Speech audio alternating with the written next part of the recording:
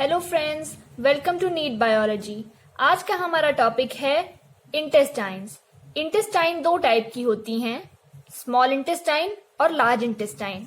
Small intestine और large intestine हमने किस बेसिस पे नाम रखा है? On the basis of the diameter. Small intestine का डायमीटर जो होता है वो लार्ज इंटेस्टाइन के कंपैरिजन में थोड़ा सा छोटा होता है, ठीक है, इसलिए उसका नाम रख दिया स्मॉल इंटेस्टाइन। अब हम एक एक करके दोनों को पढ़ लेते हैं। पहले स्मॉल इंटेस्टाइन पे आते हैं। स्मॉल इंटेस्टाइन जो होती है वो 3 पार्ट्स में डिवाइडेड होती है। पहली डुओडेनम, दूसरा जेजुनम, तीसरा इलियम। ये कैसे किस ऑर्डर में है? इसी ऑर्डर में है कि स्टमक जो होएगा वो डुओडेनम में खुलेगा, डुओडेनम जेजुनम में और जेजुनम जाके इलियम में, ठीक है। उसके बाद देखो दूसरी चीज जो है वो है length. Duodenum is about 25 centimetres, jejunum 1 metre की है और इलियम जो होती है वो 2 मीटर तक होती है। यानी लॉन्गेस्ट पार्ट जो है वो इलियम है और शॉर्टेस्ट पार्ट जो है वो है डुओडेनम। हमें ये वर्ड याद भी रखना है कि शॉर्टेस्ट पार्ट कौन सा है। उसके बाद देखो डुओडेनम की अगर हम शेप बनाएं तो वो कुछ इस तरह से दिखेगी। अब ये क्या शेप है? ये शेप है सी शेप। जैसे आप सी लिखते हो वैसी सी कुछ शेप होती है डुओडेनम की। अब डुओडेनम जो है यहाँ पे देखो, इसके ऊपर अगर हम जाएं, इसके ऊपर हमें मिलेगा स्टमक, पाइलोरिस वाला जो रीजन है वो मिलेगा। और इसके नीचे जब जाएंगे तो ये ओपन होएगा जेजुनम में, उसके बाद इलियम में। अब देखो कुछ वर्ड्स जो हैं आपको याद करने हैं डुओडेनम के बारे में। पहला तो है शॉर्टेस्ट, वो तो आपको समझ आ गया 25 सेंटीमीटर और ये देख कर ही। दूसरा जो वर्ड है वो है वाइडेस्ट। वाइडेस्ट का क्या मतलब है? वाइडेस्ट का मतलब है कि जैसे डुओडेनम जो है उसका डायमीटर जो है वो किससे सबसे ज्यादा वाइडेस्ट है? जेजुनम और इलियम के कंपैरिजन में ये वाइडेस्ट है। यानी कि जैसे आगे आगे जाएंगे वैसे वैसे ये डायमीटर जो है वो नैरो होता जाएगा। डुओडेनम से पतला जेजुनम होएगा और जेजुनम से भी नैरोअर हो जाएगा इलियम, ठीक है। उसके बाद देखो एक वर्ड लिखा है यहाँ पर फिक्स्ड। फिक्स्ड का क्या मतलब होता है? फिक्स्ड का मतलब है कि जो एब्डोमिनल वॉल्स है, एब्डोमिनल वॉल कैसे होएगी? जैसे मान लो कि ये एब्डोमिनल वॉल का नीचे वाला पोर्शन है और ये आपका ऊपर वाला पोर्शन है। यानी कि ये डॉर्सल वाली वॉल है और ये है वेंट्रल। इसमें कुछ इस तरह से जो ये नीचे वाली वॉल है, डॉर्सल वाली वॉल है, अगर इसको डुओडेनम माने तो वो कुछ इस तरह से फिक्स्ड होएगा। यानी कि उससे अटैच होगा, चिपका हुआ होएगा। इसी को हम क्या कहते हैं? फिक्स्ड। अगर वो वॉल से अटैच है तो वो मूव नहीं हो पाएगा, इसलिए इसे कहा फिक्स्ड। अब इसी से एक और वर्ड आता है, वो आता है रेट्रोपेरिटोनियल। रेट्रोपेरिटोनियल के लिए सबसे पहले आपको वर्ड पता होना चाहिए, पेरिटोनियम। पेरिटोनियम जो है आपको वर्ड पता है पहले से, बस आपको इंट्रोडक्शन नहीं किया हुआ कभी मैंने। पेरिटोनियम क्या है? किसी भी ऑर्गन के ऊपर जो कवरिंग होती है आउटर मोस्ट, उसको कहते हैं पेरिटोनियम। यानी कि आप इसको जानते हैं सिरोसा नाम से, ठीक है। सिरोसा यानी कि सिंपल स्क्वैमस एपिथेलियम की सेल्स की जो लेयर होती है किसी ऑर्गन के ऊपर, उसी को हम कहते हैं पेरिटोनियम। अब रेट्रोपेरिटोनियल का क्या मतलब है? जैसा कि मैंने बताया था कि duodenum is a fixed organ, यानी कि जो एब्डोमिनल वॉल है जो डॉर्सल उससे फिक्स है। तो पेरिटोनियम जो होएगा उसे वैसे तो कोई ऑर्गन को चारों तरफ से कवर करना होगा, लेकिन इन केस ऑफ डुओडेनम ये उसको सिर्फ और सिर्फ आगे से ही कवर कर पाएगी। इसलिए इसको कहते हैं रेट्रोपेरिटोनियल ऑर्गन। क्यों? क्योंकि पेरिटोनियम सिर्फ उसका फ्रंट पार्ट कवर करेगी, ना कि बैक, क्योंकि बैक तो ऑलरेडी फिक्स्ड है, ठीक है। ऐसे रेट्रोपेरिटोनियल ऑर्गन आपके सिलेबस में 2 और आएंगे, एक आएगा किडनी और दूसरा आएगा यूरेटर, ठीक है। तो ये तीनों जो रेट्रोपेरिटोनियल ऑर्गन है, कैसे क्वेश्चन बन सकता है कि which of the following is not a retroperitoneal organ? तो उसके ऑप्शन में आपको दे देगा डुओडेनम, किडनी, यूरेटर और चौथा दे देगा हार्ट। तो आपको पता है कि हार्ट इज नॉट रेट्रोपेरिटोनियल, ठीक है। अब आगे क्या है? ये तो हो गया फर्स्ट पार्ट। जो हमें पढ़ना है वो सब डुओडेनम के बारे में पढ़ना है। जेजुनम और इलियम के बारे में आपको क्या जानना है कि जेजुनम जो है उसकी लेंथ कितनी है और इलियम की लेंथ कितनी, ये पता होना चाहिए। दूसरी बात क्या है? इलियम के लिए वर्ड यूज किया गया है हाईली कॉइल्ड, यानी ये बहुत ज्यादा कॉइलिंग देखने को जो मिलती है वो किसकी होती है? वो इलियम के अंदर प्रेजेंट होती है।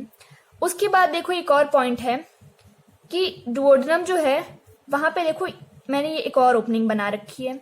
ये ओपनिंग क्या है? ये होती है कॉमन हिपैटोपैंक्रियाटिक डक्ट, ठीक है। यानी कि जो लिवर से एक बाइल डक्ट आएगी और पैंक्रियास से एक पैंक्रियाटिक डक्ट आएगी, ये दोनों की एक कॉमन ओपनिंग होएगी कहाँ पे? डुओडेनम के अंदर। यानी कि सारे जूसेस, डाइजेस्टिव जूसेस कहाँ पर आ गए? डुओडेनम के अंदर। इसके अलावा स्मॉल इंटेस्टाइन जो जूसेस रिलीज कर रही है डाइजेस्टिव, वो भी डुओडेनम के आ रहे हैं। यानी कि डुओडेनम के अंदर क्या है? डुओडेनम के अंदर प्रेजेंट है मैक्सिमम एंजाइम। अब मैं ये क्यों बात बोल रही हूँ कि मैक्सिमम एंजाइम प्रेजेंट है? क्योंकि जहां पर मैक्सिमम एंजाइम प्रेजेंट होंगे वहीं पर होएगा मैक्सिमम डाइजेशन। तो अगर आपसे कोई पूछे कि मैक्सिमम डाइजेशन कहां पर होता है पूरी एलिमेंट्री कैनाल में, द पार्ट इज डुओडेनम। उसके बाद जेजुनम के बारे में भी हमने कुछ ऐसा ही पढ़ा था कि जेजुनम जो होती है, it is the site of maximum absorption. और मैक्सिमम एब्जॉर्प्शन क्यों होती है? क्योंकि यहां पर प्रेजेंट होती हैं हाईली पॉइंटेड विलाई। अब देखो, अब्जॉर्प्शन की अगर हम बात कर ही रहे हैं तो हमें कुछ मॉडिफिकेशंस पढ़ने हैं जो स्मॉल इंटेस्टाइन के अंदर प्रेजेंट होते हैं, जिससे कि उधर पे मैक्सिमम अब्जॉर्प्शन हो जाए। क्योंकि जेजुनम तो मैंने एक पार्ट बताया, एनसीईआरटी के अंदर लिखा हुआ है कि small intestine is the site of maximum absorption. तो ऐसा करने के लिए क्या क्या चीजें हो पाती हैं, उसके अंदर क्या क्या मॉडिफिकेशंस होते हैं, वो पढ़ते हैं हम। पहला मॉडिफिकेशन है greater length of intestine. Greater length of intestine का क्या मतलब है कि कहीं ऑब्जॉर्प्शन करना है तो सबसे पहला और सबसे ऑब्वियस चीज क्या होगी? तुम्हें सरफेस एरिया ही बढ़ा दो। तो इंटेस्टाइन की लेंथ देखो कितनी होती है, आपने पढ़ा 2 metre ileum, 1 metre jejunum, 25 centimetre, ये सब प्लस करो तो कितनी लॉन्ग लेंथ आ गई। और वही सबको फिट करके रखा हुआ है एक छोटे से पोर्शन के अंदर। अब इतनी बड़ी लेंथ की हमें क्यों जरूरत है? क्योंकि हमारा सरफेस एरिया बढ़ जाए एब्जॉर्प्शन के लिए। दूसरी चीज क्या लिखी हुई है? Presence of permanent deep folds in mucosa. Mucosa क्या है? जब हमने पढ़ा था कि सबसे इनर वाली जो होती है लेयर, उसको हम कहते हैं म्यूकोजा। अब म्यूकोजा जो है उसके अंदर कुछ डीप फोल्ड्स प्रेजेंट होते हैं in the small intestine. In folds की वजह से क्या होता है? इन डीप फोल्ड्स की वजह से, वही मैंने जो पहले बताया हुआ है कि जब किसी चीज को फोल्ड करके ओपन करो तो ये एरिया जो होगा ये ऐसे खुलेगा, यानी बड़ा कम रीजन के अंदर ज्यादा पोर्शन आ जाएगा। और किसी को ऐसे सीधा सीधा रखोगे तो भाई इतना ही आएगा, ठीक है। तो ये परमानेंट डीप फोल्ड्स क्या हो गए? ये हेल्प करेंगे आपको इन द एफिशिएंट एब्जॉर्प्शन। अब देखो, इन फोल्ड्स को कहते क्या हैं? इन फोल्ड्स के लिए 3 नाम दिए हुए हैं। पहला है प्लाइके सर्कुलारिस, दूसरा है बेलविले कॉन्विटे, और तीसरा है वॉल्स ऑफ कर्करिंग। आपको इनमें से जो भी इजी लगे आप याद कर सकते हो। बाकी एक बार, ऐसे अजीब नाम है कि एक बार पढ़ लिए हैं तो आपको दिमाग में रहेंगे, भले आप याद ना करो, ठीक है। उसके बाद ये 2 मॉडिफिकेशंस जो आपको अच्छे से पता हैं वो है presence of villi and presence of microvilli. Villi क्या है? विलाई होता है फिंगर लाइक प्रोजेक्शन, जैसे जो म्यूकोजा के अंदर प्रेजेंट होते हैं। अब ये किसके बने होते हैं? ये बने होते हैं एंट्रोसाइट्स के। और एंट्रोसाइट्स के ऊपर हमने पढ़ा था, जैसे ये एंट्रोसाइट है, उसके ऊपर हमने पढ़ा था और ऐसे फिंगर लाइक प्रोजेक्शंस पढ़े होंगे। तो इन फिंगर लाइक प्रोजेक्शंस के ऊपर और फिंगर लाइक प्रोजेक्शंस, उनको हमने क्या कहा? विलाई की भी विलाई, माइक्रोविलाई, ठीक है। तो ये क्या हो गया? ब्रश बॉर्डर अपीयरेंस हो गई। तो विलाई और माइक्रोविलाई भी इसी रीजन रही, इसका काम है कि ये भी एब्जॉर्प्शन के अंदर हेल्प करेंगे। अब हम क्या है, स्मॉल इंटेस्टाइन हमने पढ़ लिया, अब हम पढ़ेंगे लार्ज इंटेस्टाइन के बारे में। ये देखिए आपके सामने डायग्राम है लार्ज इंटेस्टाइन का, ठीक है। अब इसको देखो, ये पूरा लार्ज इंटेस्टाइन है। आपको पता है कि यहाँ से ऊपर स्टमक होगा, स्टमक से जब पूरा अंदर बीच में जो जगह है वहां पे क्या होगा? वहां पे स्मॉल इंटेस्टाइन होगा। और स्मॉल इंटेस्टाइन का लास्ट पोर्शन हमने पढ़ा था इलियम। अब इलियम जो है वो ओपन होएगा लार्ज इंटेस्टाइन के अंदर, और लार्ज इंटेस्टाइन के कौन से पोर्शन के अंदर? उसके पहले पोर्शन के अंदर, which is the caecum. Large intestine 3 parts हैं उसके, सीकम, कोलन, उसके बाद रेक्टम, ठीक है। तो सीकम के बारे में हम पढ़ते हैं। अब देखो, ये इलियम है, उसका लास्ट पोर्शन है मतलब। तो इलियम जो है वो सीकम के अंदर यहाँ पे एक ओपनिंग प्रेजेंट होगी, उसे कहते हैं इलियोसिकल ऑरिफाइस, ठीक है। यहाँ पे एक ओपनिंग होगी जिसे हम कहेंगे इलियोसिकल ऑरिफाइस। ऑरिफाइस का मतलब होता है कोई छेद, तो यहाँ पे एक छेद है। अब उस छेद के बारे में कुछ स्पेशल नहीं है, स्पेशल ये बात है कि इस ओपनिंग के ऊपर प्रेजेंट होता है एक वॉल्व, जिसे कहते हैं इलियोसिकल वॉल्व। वॉल्व का क्या काम होता है? वॉल्व जो होता है, कोई जैसे अगर ऐसी जगह है तो उसके अंदर ऐसे वॉल्व बना होगा। वॉल्व एक काम करता है एक डोर की तरह, यानी ओपनिंग और क्लोजिंग देखता है वो। तो यहाँ पे प्रेजेंट है इलियोसिकल वाल्व। अब क्यों प्रेजेंट है यहाँ पे? इसलिए प्रेजेंट है क्योंकि जो फूड जो है वो मूव होता है, आगे की तरफ मूव होता है, तो उसका बैकवर्ड मूवमेंट ना हो। क्योंकि लार्ज इंटेस्टाइन का रोल जो आता है वो आता है अनडाइजेस्टेड और वेस्ट फूड को पूरा कलेक्ट करके और रिमूव करने में। ठीक है, तो हम नहीं चाहते कि जहां पे डाइजेशन हो रहा है, जहां पे एब्जॉर्प्शन हो रहा है, वहां पे अनडाइजेस्टेड फूड जाए।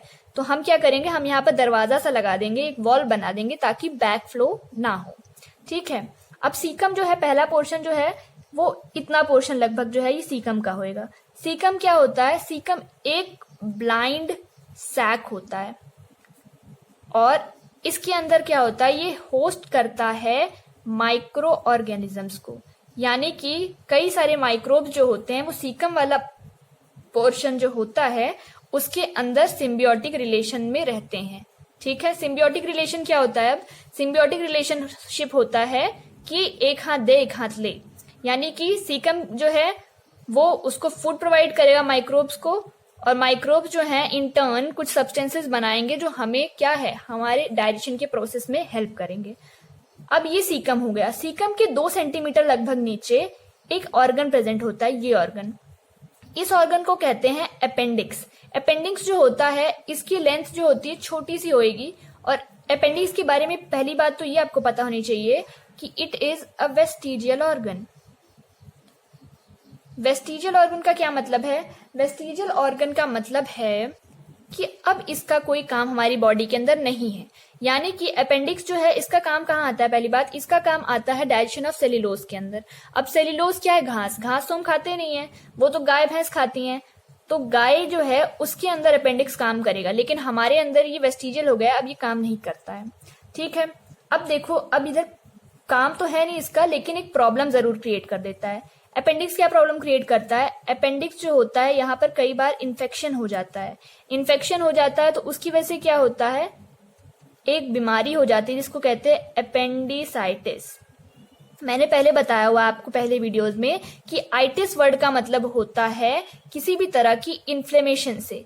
इन्फ्लेमेशन यानी कि एक प्रकार की सूजन आ जाती है। तो क्योंकि अपेंडिक्स के अंदर खाली फुकट का सामान उसके अंदर इकट्ठा हो गया है कोई चीज, तो इस वजह से उसके अंदर बैक्टीरियल ग्रोथ हो गई और इस वजह से इन्फ्लेमेशन हो गया और वो बहुत पेनफुल कंडीशन हो जाती है।